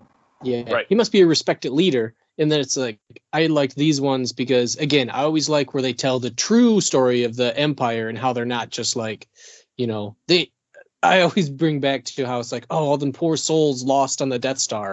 And it's like, don't start. And again, back to Catalyst again, where the Empire ruins people's lives. And now, I'm confusing it with the Clone Wars, I know, because in Ryloth, you have another weird guy talking to the leader, whispering in his ear, just have him join us. We'll protect you. We'll do all this. We'll do it. So I know it's a lot of back and forth because I feel like I'm seeing these episodes again and again because it's another Empire representative talking to the planet leader, telling them everything's going to be okay. And then they pretty much do that on every I was going to say planet in something Clone about Wars. I was going to say something about the mines, but again, that's Ryloth, so I'm confusing the episodes. So I'm almost done with season 1. Yeah, it's But not. yeah, Is it? They both involve people speaking to their yeah. rest So of their I'm confused between the stuff. two. Yeah. But I do enjoy seeing again the story of how the Empire's trying to influence these people and worlds are trying to stand against them. So I like the political aspect where it's not too political, but it's to show that like some planets get strong armed and others don't. I like when he went to And that the wall. That leader, was pretty cool. Yeah, and obviously it ends with does he? I remember them saying he's like, I can't leave the planet, but does he end up leaving the planet He does, anyway? He does. Okay. Yeah. Yeah, you fight for your people another way. That's And I'm like, excellent, I guess it's Yeah, I did like the whole thing with commandeering the tank and all that. So that was pretty cool. Yeah. Oh, it was visually good. Yeah. Just all kinds of Like, visual. shoot through the wall. We'll go Let's- that way. There's a tunnel. It's Yeah, it's that's kind of Yeah. like it's like quick. Oh yeah, Make our escape. Let's deal with the slowest thing we can find, and we'll make a quick escape. Quick, go, put it in top gear. Gunk. Oh, there was that, and I need to rewatch it. But they get shot in the rear axle, and Tech's like, it's going to take some time to fix it. It's coming online now, and nobody's like mechanically fixing the thing. They're just he's like I punching can a get that. pad Yeah. to fix the thing, and then he's like, all right, it's back. So and wait, it's having an whatever. update. It took a direct hit to the back, and it's like absolutely almost looked like it's Yeah. absolutely trashed back there, and yet He's like, 60 wait, it's seconds. updating Windows 11. Like, hold on. Yeah. Let the I would have update liked to happen. see this giant bug like dragging the legs behind it, like my leg, like the legs, robot legs, just dragging, barely getting away, Yeah, somebody should have been. Should I go out back out and push? Should I go outside and push? or just Yeah. run and go faster. it's just Right, like isn't this the episode where Omega's playing Dejarik? yes, Yes. and, that's and right. at the end of it, right, there's the end of it where she and Hunter are square off, and I don't think we see how that goes, but there's a We bet don't. made. Right, Bet made. right. If you win, we won't. You'll come on. Sit up. Yes, we right. won't leave you behind on any more missions. So yeah, I kind of think he's gonna. I don't know if he lets her win or whatever, but I kind of think that was a neat way of making sure she's included from here on out. I'm pretty Yeah. sure Good character growth connection. Yeah, right. I'm pretty sure she Even wins though that one. even though Hunter was right, ultimately, it's like you have too much of a target on you, stay here. So ultimately, we know he was right, but then the child is like, you take me with you. Why So, don't we just put a helmet on her? Yeah, but Yeah, this is the episode exactly. where you stunned the heck out of everybody. That could they come to the realization of wait, if we stun these guys and bring them back with us and remove their chips and explain what's going on, we now have more allies. That's season 3 or somewhere down the line kind of thing. But there's potential for a story there, I think. And I thought that was a Have nice. Have only they person- thought it was a killed nice other nod from- clones? Go ahead. Sorry, Have they killed other clones in the series? I was going Only to say when in this threatened. episode it's pretty clear they were just stunning them all the time, weren't they? Is Yeah, there I like a noticed thing that. maybe with their chip? They don't have their chip anymore, but like Well, they just Maybe don't want they to kill. can't.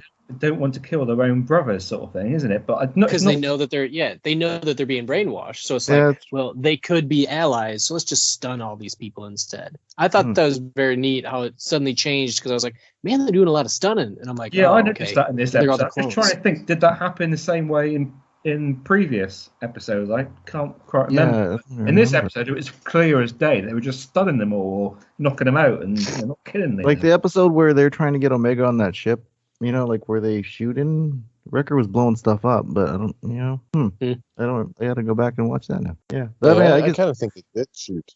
Yeah, I think they did. Well, I mean, I guess like you said, once they figured out the chip was what's making them that way, kind of changed their their stance on killing fellow clones. True. Yeah, that's true. That view could change it too. It's not really being raised as a topic of conflict for them, has it? Though but it was quite there. There's quite a heck of a lot of stunning going on. I mean, I just chalked it up to it's a cartoon. I mean, I didn't even really realize it when I'm watching it. Yeah. So the most recent episode, just a couple of days ago, was Devil's Deal, and when Senator Orn Free Tar announces a new Imperial refinery on Ryloth and encourages, I can never say it, Twi'lek, yeah, freedom fighters. Freedom fighters disarm. Resistance leader Cham Saduna publicly supports the Empire. His lieutenant Gobi Glee takes Sham's daughter Hera on a secret mission to retrieve new weapons that are delivered by the Bad Batch. Crosshair tracks them. The Empire arrests Glee and Hera for treason. Sham attacks the Imperial convoy to rescue them with his wife and other freedom fighters, but Crosshair shoots Orn Free Tar, which enables Rampart to frame Sham for Tar's attempted assassination. Basically, Sham, Eileen are arrested, and Hera escapes. Basically, still not clear whether Orn Free Tar was actually killed or just shot in this one. No, I think they pretty much said he was dead. Yeah, he was dead. He was shot at point blank. He was on range, Well, they say attempted assassination. You see, so that would. Did they say attempted? They say attempted assassination. So that suggests to me that he's not dead. Wait, did I miss something? Orn Free Tar was. I definitely missed something then. He was Did the big. you watch this big past chubby- episode? He was the big chubby guy. The big blue guy. The big blue one. I know who he is. He kept Yeah, I don't petting remember. his Lekus. Assassination. Kept petting his Lekus like a beard. Yeah, He's a creepy guy. he's in Clone Yeah, Wars. the elephant in the room aspect of it all, and then you got to be the Rebels watchers, was the introduction of Hera and Chopper. Absolutely, yeah. Yeah. Surprise. I love they're able to keep these things kind of quiet and secret or whatever. The CAD review, the CAD game review introduction of it. So To they've have done them extremely introduced. well this series, haven't they? In terms Yeah, of it's been spot on. I love it. It was so fun to see that. This one episode, though, I did have some ambivalence about because it did feel like it was the first episode ever in Bad Batch where they really diverged from And didn't show following Bad the Batch. Bad Batch story. Yeah. Yeah. It was a little bit too much of a nod to Rebels to me. It felt like they were really shoehorning the story in just to get Hera really, really heavily introduced. It just felt like the Bad Batch was hardly in it at all. I mean, they were really... Well, they were hardly in it at all. Yeah, they were just in the one scene. They were really just, they were in it for like 3 minutes out of a 23-minute episode. Although I loved seeing Hera and Cham, and this is the first time I think that we've seen the mom, right? Oh, Like yeah, in live yeah. action. And also you're getting a sense of like the family tree because the uncle plays in a lot too. So, I mean, I both had frustrations with it as well as enjoyed it, but it just didn't they feel like a show- Bad Batch episode. Do they show Gobi in Rebels? Like the name sounds familiar. I don't know if it No, was I in don't Clone think Wars. so. Maybe it was They in may Clone have Wars. in Clone Wars. Yeah. Yeah, I don't remember. The name sounded familiar. So you're saying this was one of those episodes that should have started out with the Clone Wars or the Clone Wars Bad Batch doing logo Yeah, that it should have. burns into Bad Batch because this one was a little bit Right. more Clone Warsy ish. Or Rebelsy, not Batch. so much. Clone Wars. Rebelsy, yeah. Rebelsy. Yeah. Very Rebelsy. I mean, it also made me curious about what the action that they're following with Cham here might meet up with the actions of Cham in Lords of the Sith, which was really mostly about Vader and the Emperor, but it still had a lot of Cham Syndulla in it in that book. Oh, really? Yeah, so I'm wondering if there's going to be any connection made there. I didn't care for Lords of the Sith very much as a book. It's one of those rare books that I wasn't really into.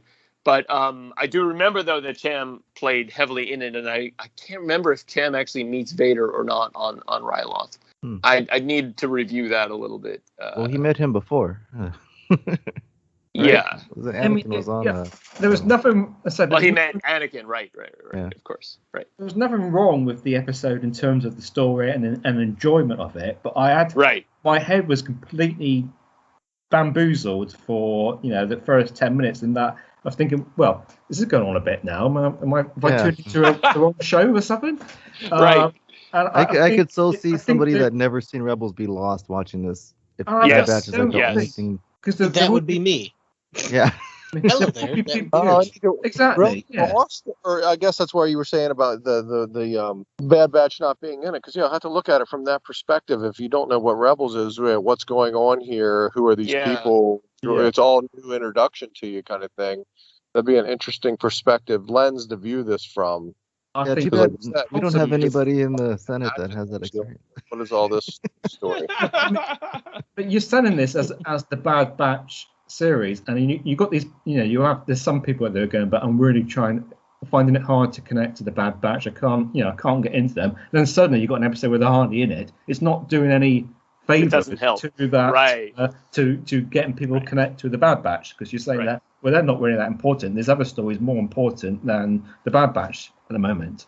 And there's always side stories that lead to something else. But like I said, I didn't realize it was a Rebels thing. I think Steven, you were pretty excited in the chat, and I was like, it just seemed like an all right episode, but I didn't realize that it tagged into a whole nother show. So, and again, I don't watch the Bad Batch for the clones, and I'm not watching Clone Wars for clones either. Those are the ones I honestly care less about.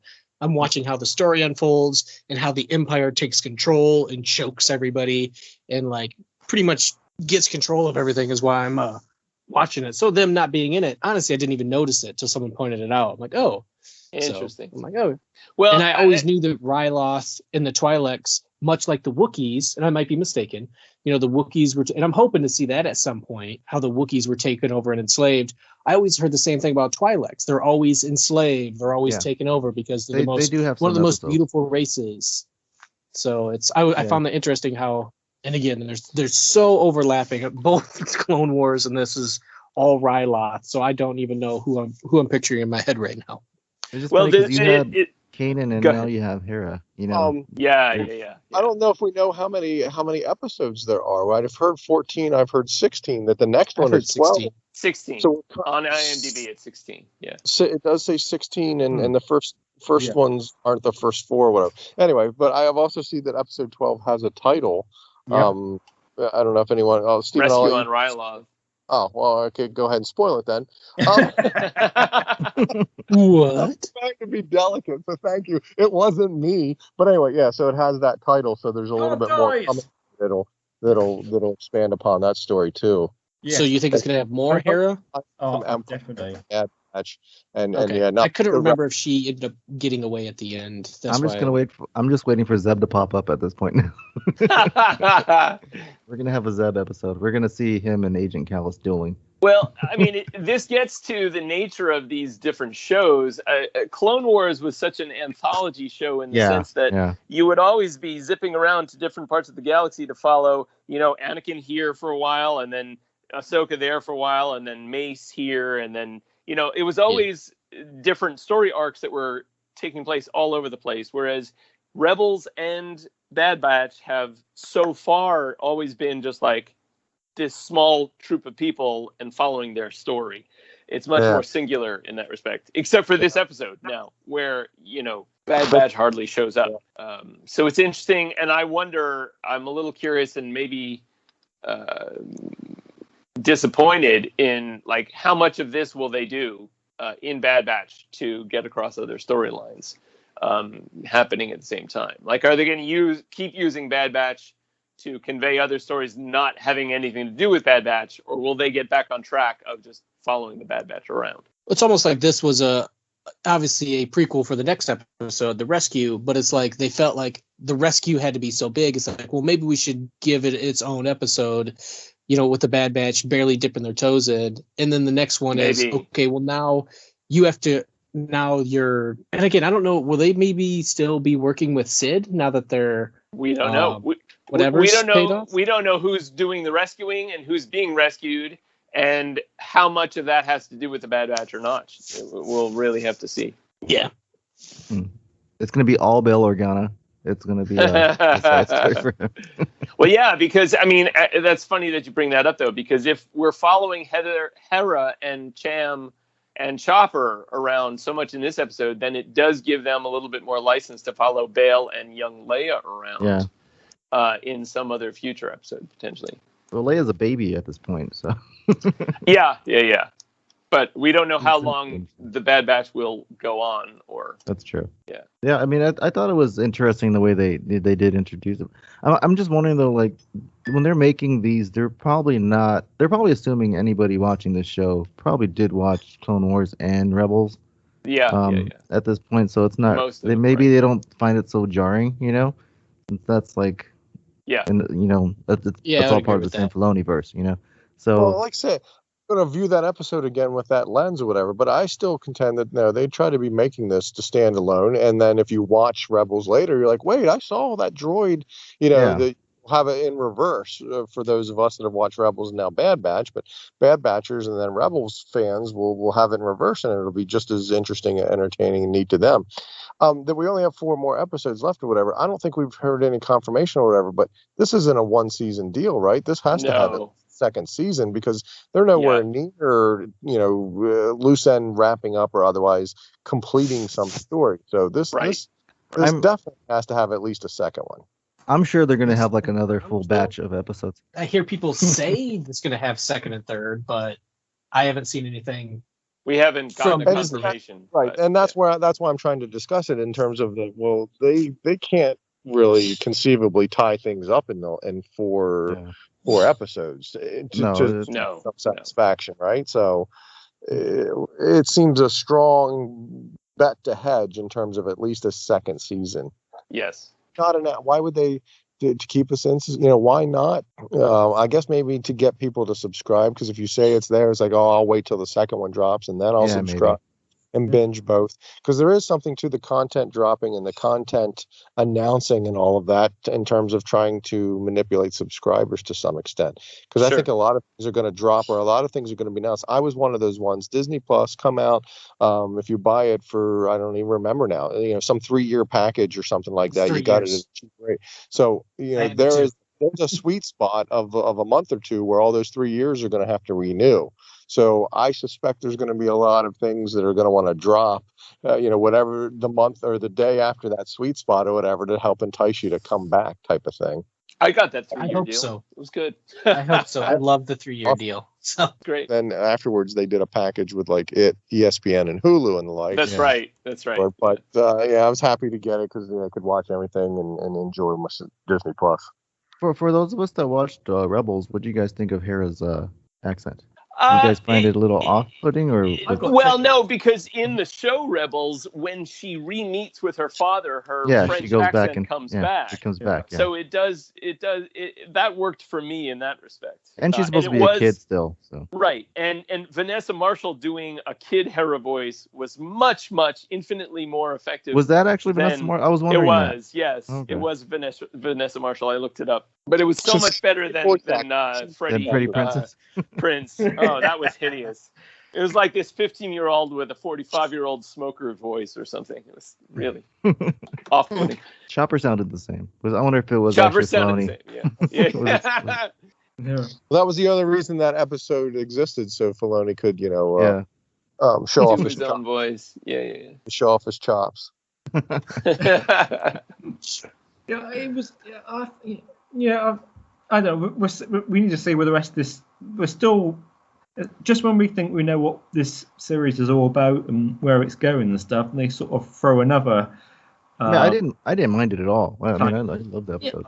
It made me question what this series is all about, really. But right. Where's it going? Is it following the Bad Batch, or is it showing that they haven't really given us a lot of teasers or synopsises of what the show, what the show's about in terms of we're speculating that it's got to show us how the Empire gets from clones to stormtroopers. It's a bit Incredible Hulkish, like. Bruce Banner goes on a journey this week. What is he going to do? Yeah, it's very, it has that episodic quality Yeah. Not like an overall arc, perhaps, but just like, okay, this is what they're doing this week. This is, Yeah. Still has the It's also background like arc though. I just wonder Yeah. where, if they do have well, I mean, I'm assuming they do have an end game for Omega, they as must. They a didn't purpose. start this without the one. Yeah, they did not start this without an end game for them and the Bad Batch. They had. I'm just wondering, like, are we gonna wait till season 2 for them to like draw it out and here, this is what where we're going, Or they learn their lesson and be able to say, like you said, it's A-Team like, it's Hawkish like, where we can have these Yeah. episodic things and throw in some overall story arc here and there, eventually getting to some culmination endpoint or whatever. That still remains to be seen, and I'm happy to have as much new Star Wars on my screen each Friday Oh, night yeah. as they want to give me. Which is why I used to like Resistance, because that was just like a weekly thing, and then there wasn't really. I mean, eventually there was an overarching little mini story there, but yeah, it's just like what are they gonna do this week? It's Yeah. fun. I like Bad Batch, which I'm surprised. Like we're at what 10 episodes in now? How many? That I'm this Yeah, enthralled in it. Yeah, without like I was not excited for the show at all. Like when they showed the trailer, like then Oh, it's like, really? oh. Okay. Yeah, when they announced it, I was like, I'll probably watch it. But when that trailer came out and how it looked, I'm like, yeah, I this is call gonna be. BS. Oh, I'll probably watch it. Hey, I didn't watch Clone Wars right off the bat. Oh, I didn't watch probably. Clone Wars till like season 4. So No, and now that's what I'm saying. Now that Yeah. you're invested in it, whatever, and things are coming out like that, I'll probably watch it is never going to be a thing for you anymore because of what's going the story. I would never have skipped it.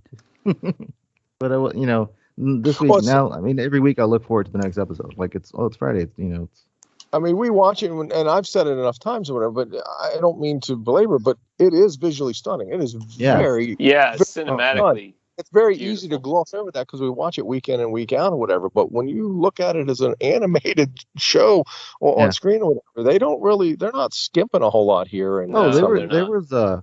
points in the Wonderful. last episode. It looked And the like you're fact- watching a movie. Yeah, when they- absolutely.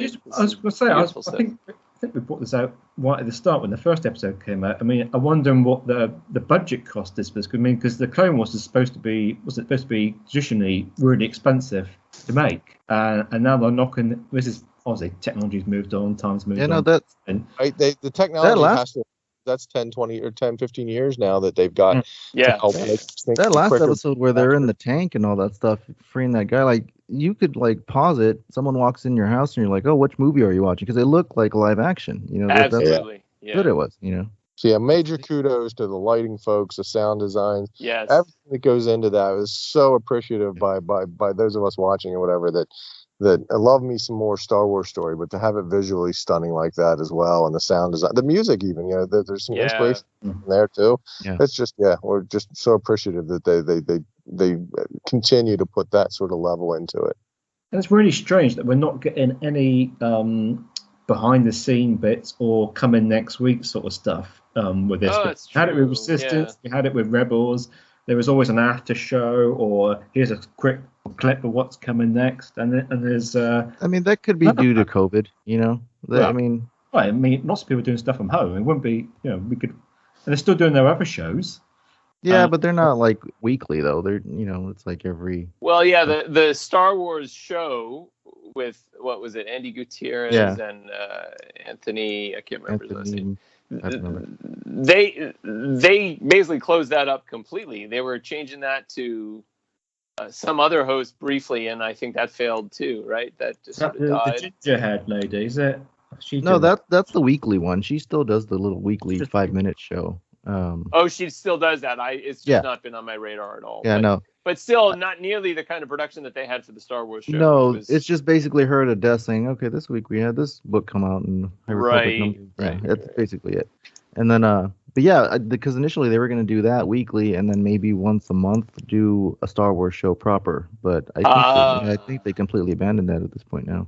Wow, that's too bad. Because I enjoyed Yeah. those. I used to enjoyed watch those. Too, yeah. the repartee and the jokes, and yeah, that was really fun. They'll probably bring So, it back. so at some you were point. It's all my fault. Yeah. No, he was the one that watched it. Yeah, so Yeah, it was what it was, and yeah, you take it for what it was, and it was entertaining and informative to some extent. But yeah, it was a little over the topish. And I do want to go to the. Totally I do want to go to Presidio and visit that Yoda statue from the beginning of the. Right in San Francisco, right. It was too over the top for me, I'm afraid. But okay, sure. There were bits of it I could watch, but there was some other bit. Most of it was just not. It was pretty corny. Yeah. It's just, this is terrible. I mean, this is kind of like the jokes you kind of make in primary school, sort of thing. I'm just waiting for the next celebration. Watch all that coverage. I would just like a semi.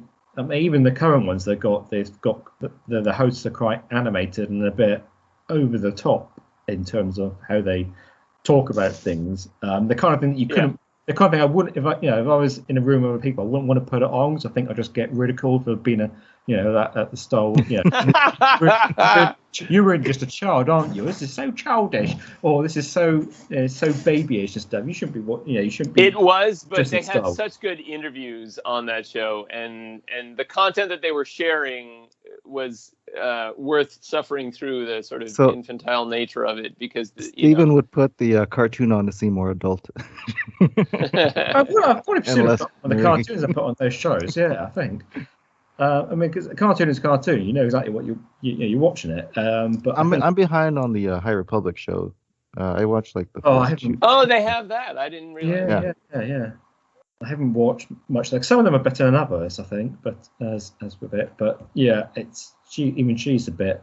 It took me so long to read Into the Dark. I was like, I better not spoil myself. Right. Yeah, because I was watching those YouTube shows too. And while reading Into the Dark, they told about I don't know how much I could talk about because Chris hasn't read it yet. I mean, we're all aware of the Dren gear. I mean, we're all aware of the Dren gear, right? Yeah. Chris, you know what they are too? The Dren gear? Is that something that was in Light of the Republic also? No. Oh, it's Into the Dark. No. Okay, then I have not. I'm only about an hour into the 11 hours. So this is like saying Star Wars. Saying something Star Wars. Have you heard of the Emperor? But to be fair, we didn't know his name for like decades. So yeah. Where's the backstory? Well, it took you 30 years to get it.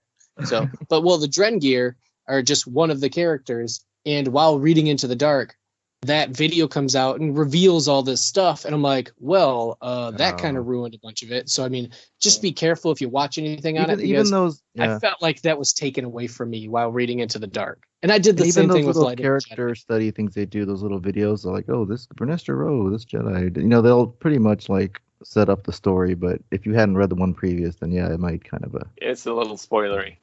Yeah. By the way, though, Ricky, the name Palpatine was mentioned in the Return of the Jedi novelization in 1983, so I knew the name of the Emperor. In the books. Sheath bit. Was it the sheath bit? Well, I couldn't read back then. Okay, I was a baby. It wasn't Sheev though, right? It was just the name Palpatine was mentioned. Yeah, right. Sheev was like 2000 and like. Yeah, that was much later. Because that was the next thing Star Wars fans glommed onto. It was like, oh, we don't know his name, don't know his name. Oh, great, now we know his name. We don't know his first name, don't know his first name. Yeah, right, exactly. wait, we don't know his middle name yet. Is it Oscar? Is it Grover? Yeah.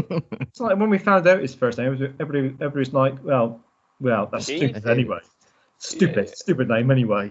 I always confused that with Shmi. That's the thing. I was like, Shmi or She? Yeah, I always confuse those two. Yeah, I think like once they have a character like that and then they announce their name, people are always like, Grogu, that's not a good name. It took some getting used to. I will say, I'm like, oh, I guess that's okay. Yeah. That's the thing now. We're still saying Baby Yoda. We say Grogu now. When that first happened, it's like, well, we can't say Grogu. Most people are not going to know what the hell we're talking about. You've got to keep saying Baby Yoda. Yeah. And now it's like you say Grogu and everybody knows what you're talking about. So nobody says Baby Yoda anymore. Yeah, I do. I've seen a lot less Baby Yoda, and I've used a lot less myself. So that's I still use the hashtag online Baby Yoda, hashtag Grogu. Need them both. Yeah. Yeah. Well, I don't use any hashtags at all. So. No.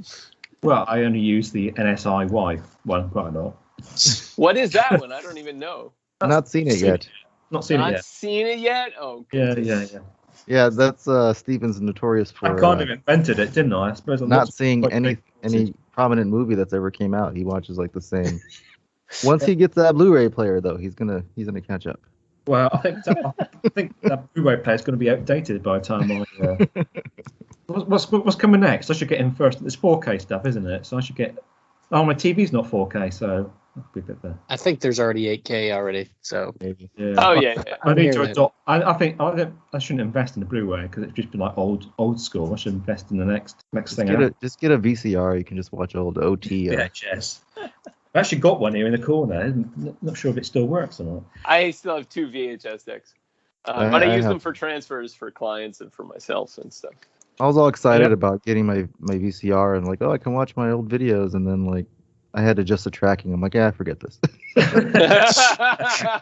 Tracking. No tracking. Oh, great. Yeah, love that. Well, we're approaching the end, guys. But we've still got time for any other business that anybody wants to bring up now. Whoever hold their piece for the next. When does that Vision What if we supposed to come out? Help. When is that coming When out? is Visions? Is that upcoming or is that like next year? You know, it's funny. no, that's soon. People have been just general people like from work and stuff. They're like, oh, well, yeah, season September 3 of 22nd. Mandalorian's coming out this year. I'm like, no, it's not. No, it's not. Yeah, And they're like, what? Isn't like no? They think the Book of Boba Fett is going to be season 3 of Mandalorian. You know, September the 22nd. For Vision. Yeah, Wow. I just found that too. 10 episodes, September 22nd. Yeah. Yeah. I'm worried that I keep seeing people say shorts. So I'm worried about We don't that. know what the lengths are. Yeah, we don't know if they're like 5 minutes, 10 minutes, 20 minutes. We have no idea. And Disney Plus Well, releases a lot of Simpsons shorts, like 4 or 5 minutes, and it's super Right. frustrating because it's so good. And Visions, And then they I just like to finish. toot my own horn that I have been more excited for this than any of the announcements when they originally announced like all the movies, all the streaming next episodes, even the Rogue Squadron movies, Acolyte. I've always been saying Visions is what I personally am most excited for. And it's like, Interesting. yeah. Are I- these going to be shorts or are they going to be like at least half hour? No, Yeah. they Don't say know. shorts. We don't know. We don't know. Yeah, so I'm worried. So I'm hoping Uh, it just means short, as in short story, 1 episode, If or they're like a little Disney 5-minute release- things with zero dialogue, I'm going to be pretty disappointed. You know. I will too. I will be quite upset because these look beautiful and It's amazing. stunning cinematically. Yes. Yeah, some of them anyway. Should we touch on the first issue of War of the Bounty Hunters, or are we? Well, we can touch on it if you want to. Yeah, I mean, I just think the rest of it is, well, we all know it's Boba going after Han Solo and Carbonite, and his Han Solo gets taken, which obviously wasn't mentioned in Empire. So I think this is a great kind of shoehorn story in between episodes that adds a lot more context. But So this is before he is on his way to Jabba's palace This where he's hanging there. directly after Empire Strikes Back. Ah. Like he literally walks out, and according to the prelude, it's like the Carbonite actually starts failing. So this, and remember I brought this up last time, and I was like, did Vader invent this? But it actually starts failing, so it's not working, and he takes it to somebody to fix it, but he has to go battle somebody else as payment to fix it, and then it gets stolen. Then Han Solo gets stolen at that point. Well, now it's this issue, and is everyone aware of the spoiler ending? I am. Okay. So yeah, the big surprise on the end of this, and me just flipping to the last page in the comic, is shockingly, Kira is still alive from Solo, and I was stunned because taking Rogue One as like a footnote is like, if they appear before the original trilogy, they're probably all going to die off. Well, same thing with Kira. It's always been my assumption that if there was a Solo 2, we should have Boba Fett destroy Red Dawn and Kira, because Boba Fett needed a really cool hallway scene, a Vader hallway scene. Well, now Boba Fett has his own show. He's had a big return. It doesn't look like Solo 2 is ever going to pick up. Like, that's been my theory since directly after, is that, well, how's Kira going to die? Well, now it's like, no, she's been alive have the to whole die. time. Yeah, so it's And quite Crimson Dawn surprised. continues on too. I mean, we don't have any indication of Crimson Dawn falling apart. Yeah, anytime. and in the comic, it straight up Just says, that Maul's you know, no longer in charge, probably. Yeah, that's right. Right. Yeah. So I didn't think Maul would give it up. I didn't think Jabba would allow it to keep going because I always assumed that Jabba would hire Boba to eliminate Crimson Dawn, Kira and Crimson Dawn, so he'd get a cool scene. You know, that's never happened, and now it's Kira's still alive. So, but we know ultimately she can't see Han on Frozen. You know, I've seen that, like, people talk about that, where it's like, we know Han has to stay frozen the whole time because he's in the same position. He can't just unthaw and be like, oh my God, the real girl I'm in love with, and then go back. Is he in and the it's same like, position? Because, I mean, if you watch how he gets frozen, his hands weren't up. They were. yeah, well, he falls in a hole. Yeah. He falls in the hole. He lifts his hands. And yeah. Yeah, he's in the hole when it happened. Was he wearing handcuffs when he was in the I hole? thought he was binded. Yeah. The binders are there at the end of Empire Strikes Back, but they're gone by Return of the Jedi when he's thawed. Wait. Are you saying the stance at the end of Empire is different from Return of the Jedi? The stance is the same, but the binders that were around his elbows are gone when he's thawed in Return of the Jedi. Oh, okay. Well, I mean, they would have had to be taken off before he was frozen because his hands were together in front of him when he's like, I love you. But the binders are behind him and his elbows, so the binders could have stayed on. It's just considered a continuity error, basically, because the last time that we see him going down, he has the binders on the back of his. Like, well, it goes that's what I'm saying. across his If they do that in the book where he does get unthawed and refrozen, you know, that would kind of retcon that, you know. It would. I think it would be weird though, because right now he's going after Leia, and for them to find Kira, and who's his real kind of young love and stuff like that, who he's lost and he's never been able to, you know, rectify, because now that she's gone, Red Dawn, you know, and he's like, well, that's one Crimson that I lost. Dawn, Like, right. Yeah, sorry, I keep saying Red Dawn. Wolverine. Red Dawn is the movie. You're right. This is like the second time a love of Han's life popped up in the comics, right? Because wasn't there that one that was pretending to be his wife? Like his wife, yeah. So I gotta say that's. Well, she wasn't pretending; she was really his wife, but just a wife of convenience, briefly. Which doesn't that ties into High Republic? Last Shot, I think. Oh, High Republic. Oh. Yeah. In what's the Test of Courage? The girl in there, that's like the great grandmother of that character. Oh, seriously? I didn't hear that. Yeah, it's the same last name and everything. Yeah. Oh. Yeah. Interesting. Test of Courage. There's only 5 characters in Test of Courage. Yeah, the girl that was the one that made the little robot thing, the main girl. Oh, with the goggles and the. Yeah, that they're protecting. Yeah. Interesting. Huh. Okay. At least that's I think I read that somewhere, but yeah, I'm pretty sure it was along the same Staros, right? Santa Staros. That sounds right. Yeah. Anyways, the other side tangent, but yeah. Well, what I find kind of interesting though about this War of the Bounty Hunters thing is the whole idea of Boba Fett losing Han Solo and having to get him back before getting to Jabba was actually done in the Marvel comics in the 80s.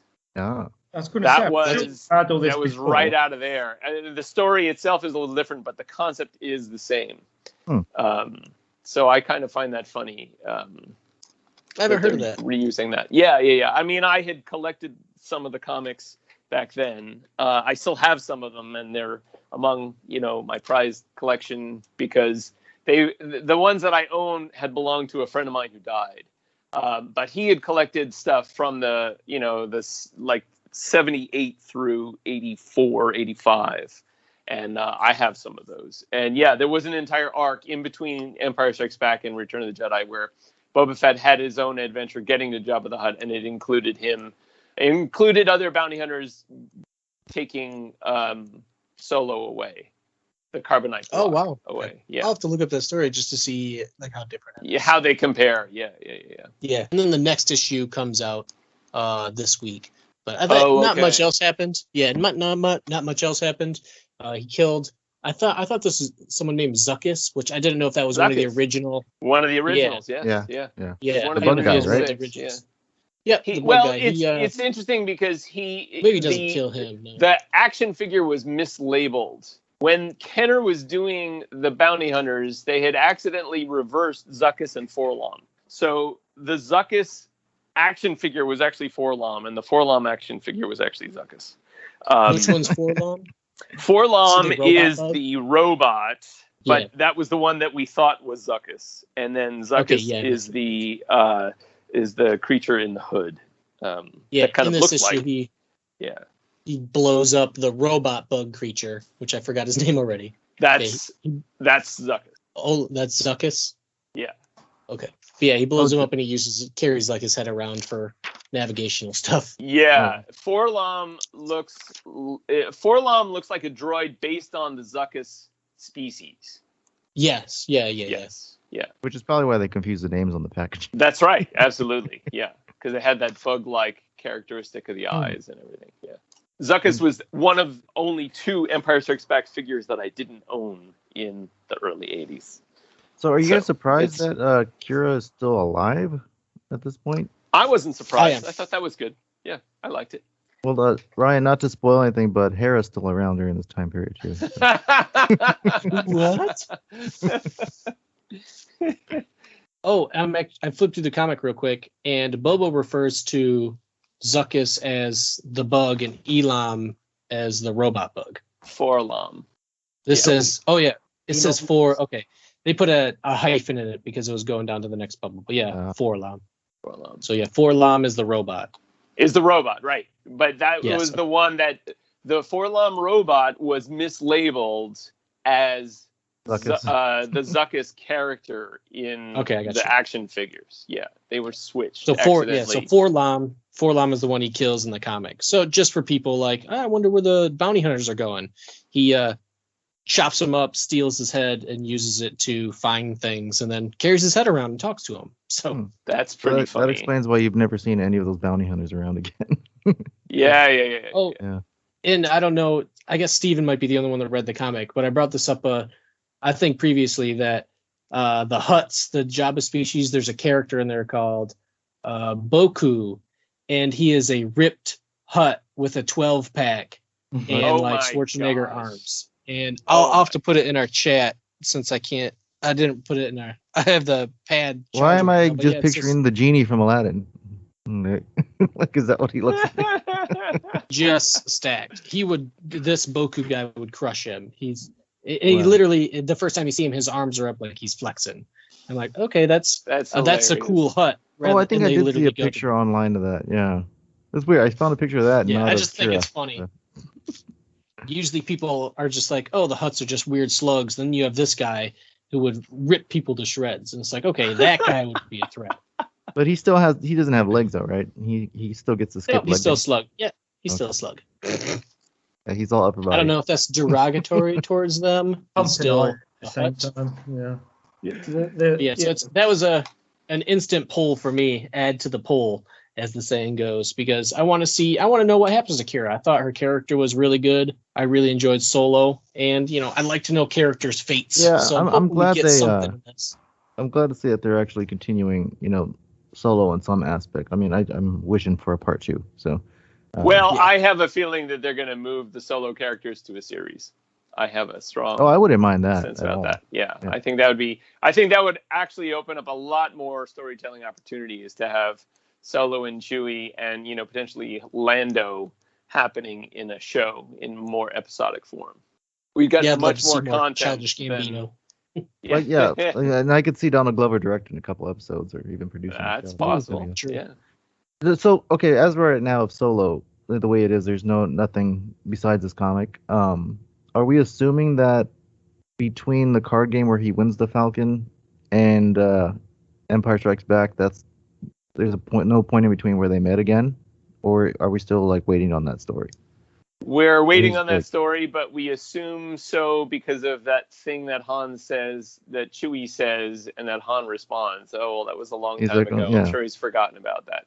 There's Then he's like, also, you got a lot of nerve and all that, we yeah. have not, right, exactly. But we also Well, have he not did gotten a abandon sense of- them, He did, yeah, but I mean, and so it he wasn't just the left same. them. There was also, we have no sense of what the Battle of Tanab was or how Han That's true. Solo was witness to what Lando did. Okay. That's true. Yeah, they must have heard about my little maneuver. Yeah, that's true. Yeah. So maybe we'll see the Battle of Tanab in a Solo series or in the Lando series that we're supposedly The getting. Calrissian Chronicles. Yeah, right. Right. Okay. Thank you very much, folks. Great And Senate session, we guys. shall see you in a month. See you later, guys. Bye-bye. Goodbye there. Take care. May the force be with you. Sometimes.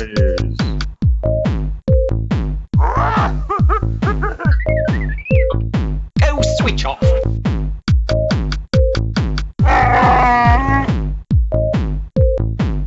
I am the Senate.